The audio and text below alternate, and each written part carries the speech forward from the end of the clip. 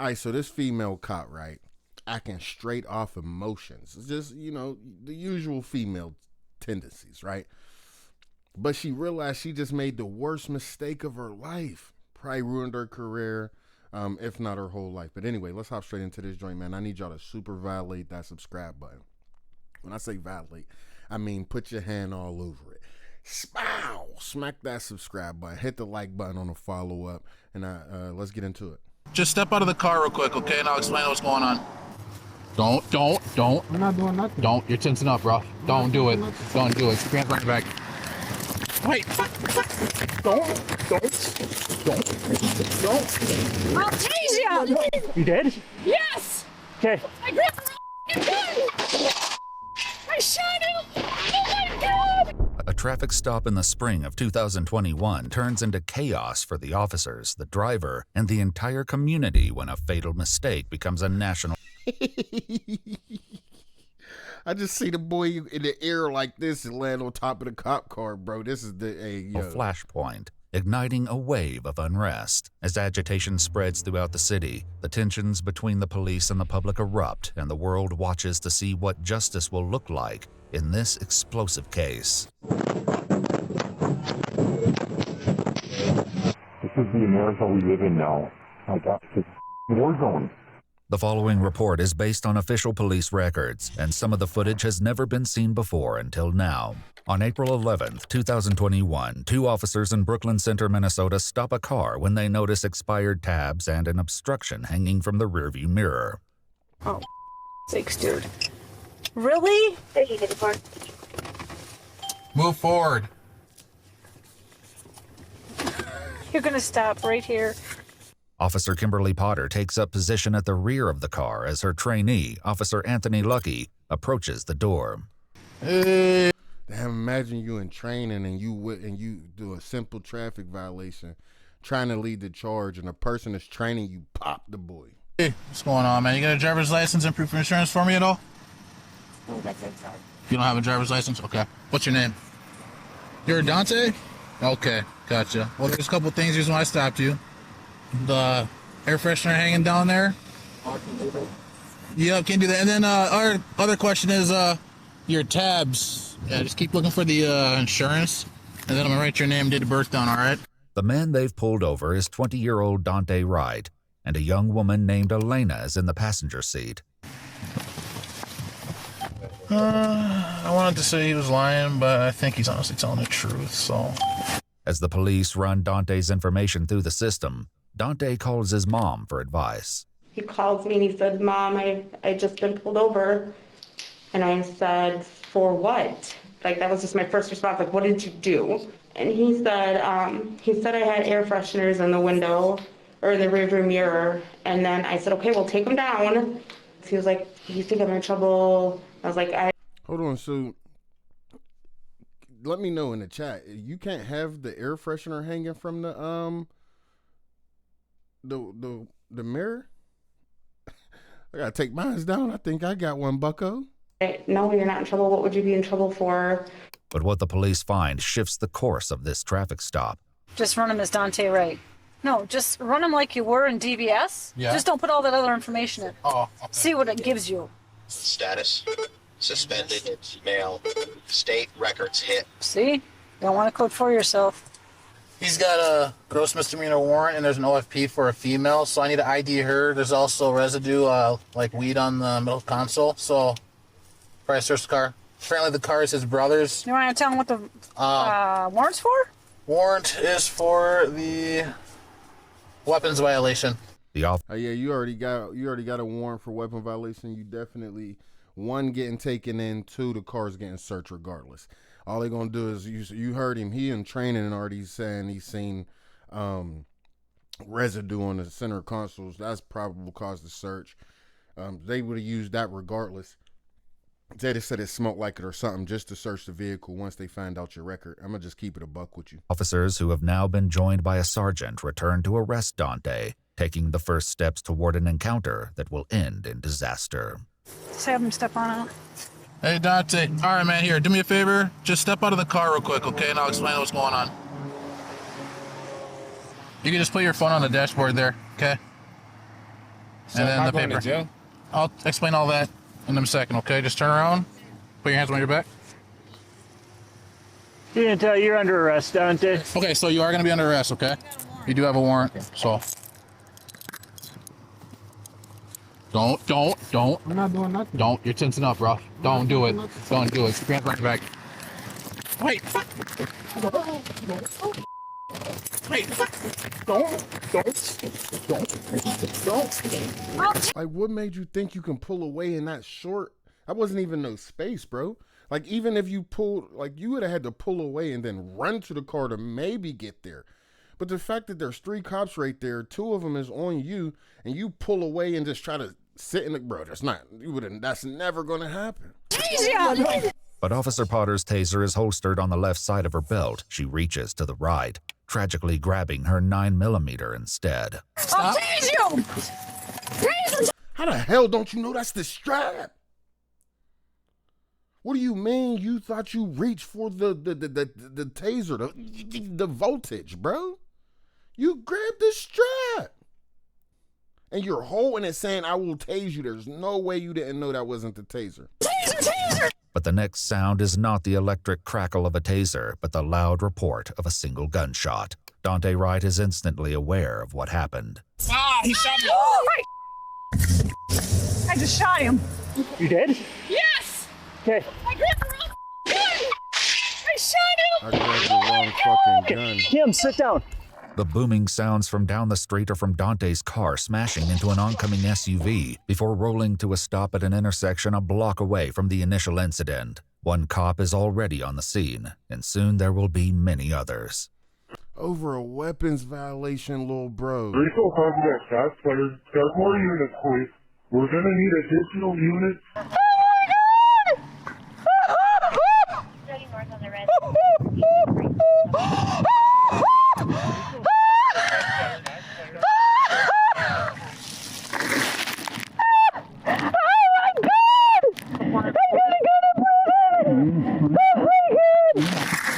Kim, that guy was trying to take off with me in the car. But Officer Potter is inconsolable, and the news isn't improving. The driver is not breathing according to the passenger. Oh my God! What have I done? What have I done? Wow, bro. You want to talk crazy on her for this shit, bro. But then again, it's just like, damn.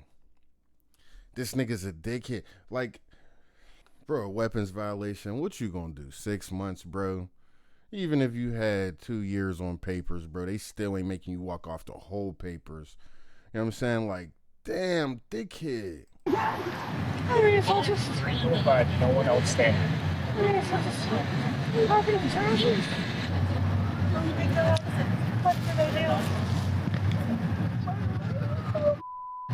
What did I do? At the crash scene, where the police response is growing by the second, Elena gets out of the car as the officers prepare to move in on Dante. Few, if any of them, know exactly what happened here. We heard over the radio that Brooklyn Center officers, there was a possible shooting, took the male out of the driver's seat and began performing first aid on them. Paramedics quickly arrive at the scene as well, but little can be done. As I approached, I believe they stopped doing CPR. I checked a pulse on his right carotid for when I was aiming at about 10 seconds. I moved over to the left carotid to check over there as well. I did not feel a pulse. Dante Wright is pronounced dead at the scene, and while it's not clear if Officer Potter immediately received the news, a Hennepin County lieutenant finds her in a worrying state. Well, that's what I'm saying, bro. Like, this... I said women acting off emotions. It was a little joke, but that wasn't really emotions. That's just pure stupidity. Like, I never held a police taser, but I can imagine that I would know the feeling, but the difference between a taser and a gun. I got down to her level and I'm talking to her, and she was just repeating some things, and I just told her to stop talking. She repeatedly kept saying that she wanted to die. Again, how my conclusion came that there was something critical that took place. I'm going to prison. I want to die. Just let me die. I talked to her sergeant twice, and on the second time, he finally listened to me, I said, you need to take her gun from her, because I didn't know the whole realm of it, but I knew it wasn't good. Officer Potter is led to an ambulance where she's checked out before being transported back to the police station. Officer Potter, of course, is far from the only person experiencing trauma from the day's events. I went outside screaming, like I was just so distraught. My neighbors heard me, and my neighbor's like, no, I'll drive you. And there was so much traffic, and I was like, oh my God, I can't. I got out of the car and I started running, but it was so far away. So I had to get back in the car, and I couldn't go any further, and I just need yellow tape. In the meantime, cops from several departments and jurisdictions have blanketed the area, and many still have very little knowledge about what happened. Hi there. No, I don't have all the details. I just replaced my partner about 5 minutes ago. I haven't heard about any officers being hurt at all, but I don't know any details. When Dante's mom finally gets to the scene, she's confronted with the same lack of answers. I finally got into the yellow tape, and the police officers were stopping me. I'm like, oh my God, is that my son? And I seen the car that we just gave my son 2 weeks ago was smashed up with another car. And I was like, oh my God, was he in it? I ask you a question though, Mom Dukes. Why the hell did you give your son a car with bad tags? Didn't they say he had bad tags? Accident, and Brooklyn Center police officers were talking to me, and they said they had no information. They don't know what happened. I said, well, I know what happened. I was on the phone. He shot my son. The sight of this many police cars has attracted attention, and it's not long before the mood grows hostile. It's me. You're the one that's yelling out a window while you're driving. These people don't even know what happened. I don't even know what happened, and they're threatening to hurt people. Unbelievable. But the atmosphere surrounding police shootings is tense in the spring of 2021, and that tension is perhaps especially palpable here in Brooklyn Center, where, less than 10 miles away, Derek Chauvin is on trial for the 2020 death of George Floyd, and as news breaks out about Dante's shooting, the gathering crowd begins to take the shape of a full-fledged protest. Hold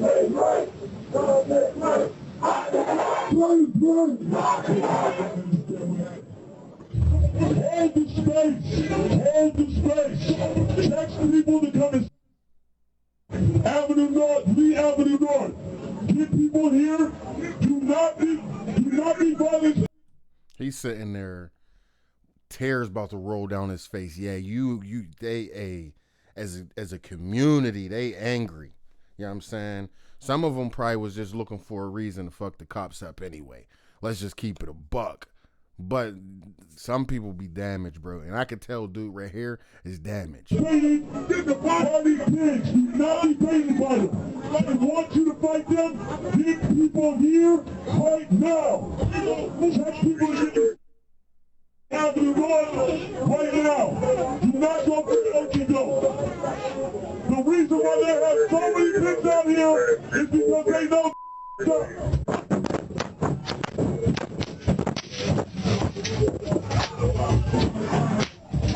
But the growing unrest at the scene of Dante's shooting is only the first glimpse of what is in store for Brooklyn Center as the day turns into night and news of the incident continues to spread throughout the community. Riot squads gather at the police station as the protests spread and troubling reports come over the radio. Minneapolis, female stated looting of Walmart will be happening soon, and hung up on us. And as temperatures rise across the city, it's perhaps inevitable that some protesters are detained. That's one thing I hate about protesters, bro. How you go from protesting, no justice, no peace type shit, to looting and stealing and shit. That's one of the only things that don't really, it just don't sit right with me when it comes to shit like this. Like, you go from a protest where you are the victim and have a reason to be out there doing your chants or whatever the case may be, but then other motherfuckers are stealing and shit, just defeating the whole point and purpose and giving people a reason to be like, see, this is why it happened. And my phone is ringing. Can you see who that is, please? You don't have to answer it, but can you tell me who it is? Because it might be my mom, and she's going to be very disappointed in me. Oh, man. Thought I was doing the right thing. Thought I was doing the right thing. It's looking real great outside. It looks like you guys got it all in control. Even as the protests turn chaotic in some areas, police must also confront destruction and theft throughout the city. I'll be honest with you, I got no idea what to do here. Because I mean, everything around here is getting looted. The wide net of property damage and looting sends the cops to multiple businesses throughout the night as they struggle to keep up with sporadic outbursts of criminal activity. You better get the home! Get the home! Y'all better get home! Drop the Stop it! Police, you're under arrest! Come on, your hands up!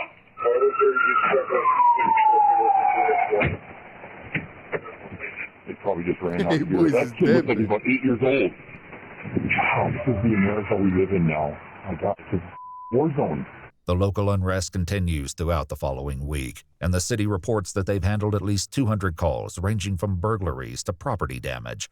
According to officials, more than 140 businesses are damaged, including several instances of arson. In the midst of the ongoing protests and community reaction, Officer Potter resigns from the Brooklyn Center Police Department on April 13th, 2 days after the shooting. The following day, she is arrested and charged with second-degree manslaughter in the death of Oh, she did get charged. They gonna say that eventually charges was dropped. Watch. Either the charges was dropped or she beat the charges. Trust me. I mean, well, don't trust me on that because I'm just guessing at the moment. But I'm actually surprised they charged her. She needed to be charged because that was wildly like, I don't want to say unnecessary, but just the fact that you can't use the excuse that I didn't know that was my gun. You get what I'm saying? Like, when you're supposed to protect and serve, and it's not, and yeah, dude's trying to get away, but to pull out the gun and shoot the kid, bro, is crazy to me. And I really need to feel a taser in my hand to see, like, I know you ain't think that was a taser, bro. Dante Wright. So, yep, I'm just gonna, I know, I'm very sorry. Just, let's just face this way just for the sake of it. I'm just gonna pat everything down. Do you have underwear on? No, I Nothing? just sports bra on. Okay. There's no pockets. Okay. Just kick your leg a little bit for me, thank you. As she arrives at the jail, Potter has an emotional exchange with the officer escorting her.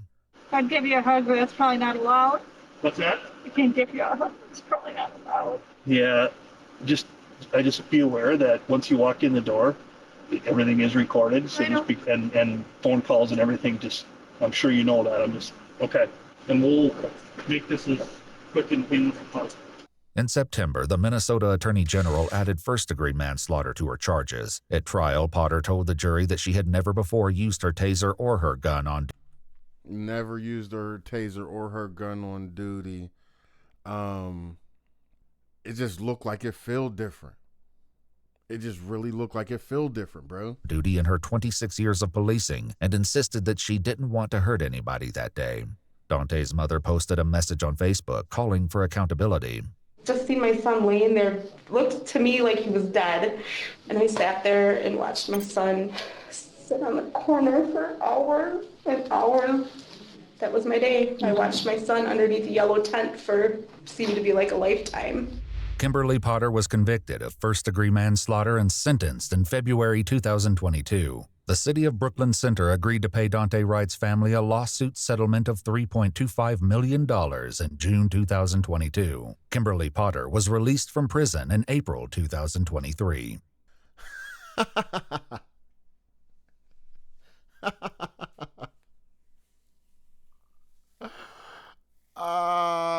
I thought the charges was gonna get dropped. They gave her a conviction, but she did fucking 1 year. This is a fucking laughing matter because it's a joke, bro. Yeah, find her guilty, you know what I'm saying? But you sentence her. I don't know what the actual sentence was, but she got found guilty in 2022. She got released in 2023.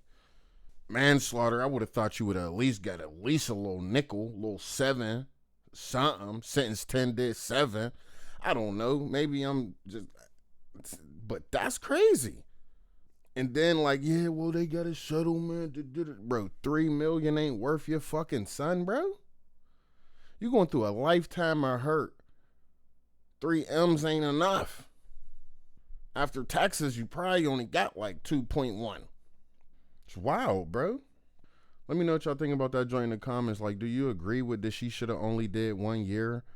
Do you agree with the fact that do you think that she may have thought it was the taser? Do you think that it felt different? Or would you assume that it would have felt different? There's just way too many questions that I got. Let me know the answers or y'all opinions in the comments. Make sure that you subbed up, bro, so you don't miss these. Super smack the sub button. And then follow back up on the like button for me. I'm going to catch y'all on the next one.